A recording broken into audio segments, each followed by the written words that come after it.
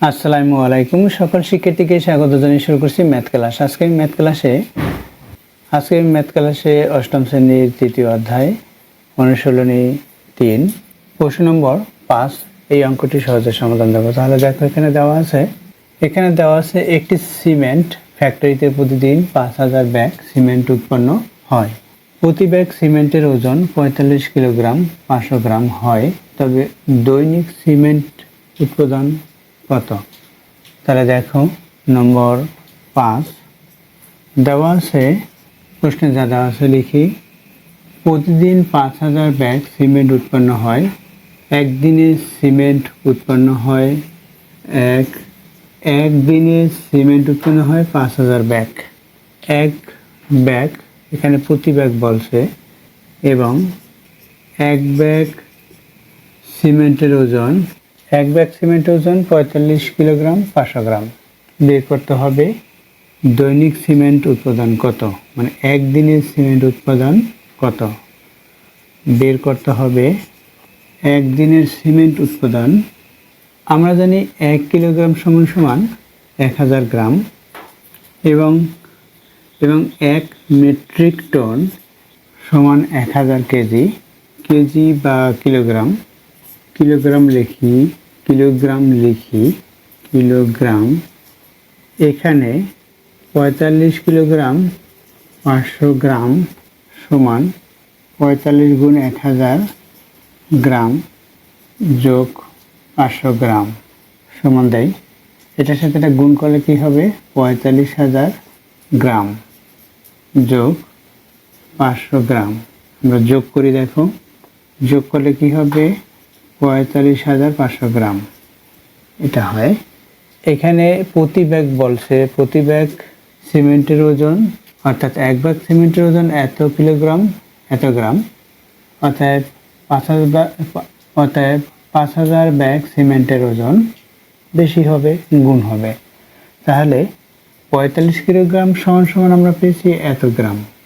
45 kilogram 5000 গ্রাম সমান 45,500 গ্রাম পেয়েছি।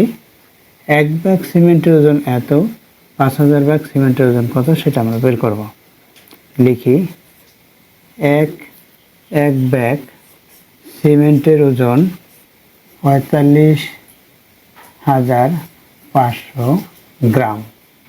অতএব 5000 ব্যাগ সিমেন্টের ওজন বেশি হবে, সুতরাং এটার সাথে 5000 গুণ হবে। 45,500 গুণ 5000 গ্রাম, এখানে গ্রাম সমান কত হয়, কত গ্রাম হয় দেখো আমরা হিসাব করি।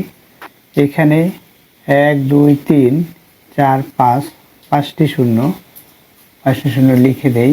1 2 3 4 5। এরপর কি 5 দিয়ে গুণ করি, 5-এর সাথে 5 গুণ করি 25 হবে। 25-এর 5 হাতে 2 থাকলো, 5 দিয়ে 5কে গুণ করি 25। এরপরে এই 2-এর সাথে যোগ করি 27, 27-এর 7 হাতে 2 থাকলো, এভাবে হাতে আবার 2 থাকলো। 5 দিয়ে 4কে গুণ করি 20, আর হাতে 2 যোগ করি 20 আর 2 22। এত গ্রাম। কত গ্রাম হলো? এত গ্রাম হলো। এটাকে আমরা মেট্রিক টনে প্রকাশ করব। প্রথমে কিলোতে প্রকাশ করি। প্রথমে আমরা এটাকে কিলোগ্রামে প্রকাশ করব, তারপর মেট্রিক টনে প্রকাশ করব। দেখো 1 মেট্রিক টন সমান 1000 কিলোগ্রাম। সুতরাং প্রথমে এই গ্রামকে কিলোগ্রামে পরিণত করি। 1 কিলোগ্রাম সমান 1000 গ্রাম। সুতরাং এটাকে 1000 দ্বারা ভাগ করলে কিলোগ্রাম হবে। 1000 দ্বারা ভাগ করলে এখানে যে ডান দিকে 3টে শূন্য বাদ যাবে, অর্থাৎ লিখি, দেখো তাহলে এখান থেকে 3টে শূন্য বাদ দেই। 1 2 3 3টে শূন্য বাদ দেই, তাহলে এখানে 2টে শূন্য থাকবে, অর্থাৎ 2 2 7 5 0 0 এটা থাকলো। এত হচ্ছে কিলোগ্রাম। আমি সংক্ষিপ্ত লিখি, কিগ্রা লিখি, এত কিলোগ্রাম। এখন এটাকে, এই সংখ্যাটিকে এখন মেট্রিক টনে প্রকাশ করব। তাহলে কত মেট্রিক টন হবে দেখো, সমান দেই এখন আবার 1000 দ্বারা ভাগ করব। 2 2 7 5 0 0, আমরা বাই দিয়ে নিচে লিখতে পারি অথবা ভাগ, এইটা বাই চিহ্ন, ভাগ 1000। এখানে মেট্রিক টন, মেট্রিক টন সমান, ভাগ দিলে দেখো 1 2 3, 1 2 3, এখানে দশমিক হবে, অর্থাৎ ডান দিক থেকে 3 অঙ্ক পরে দশমিক হয়।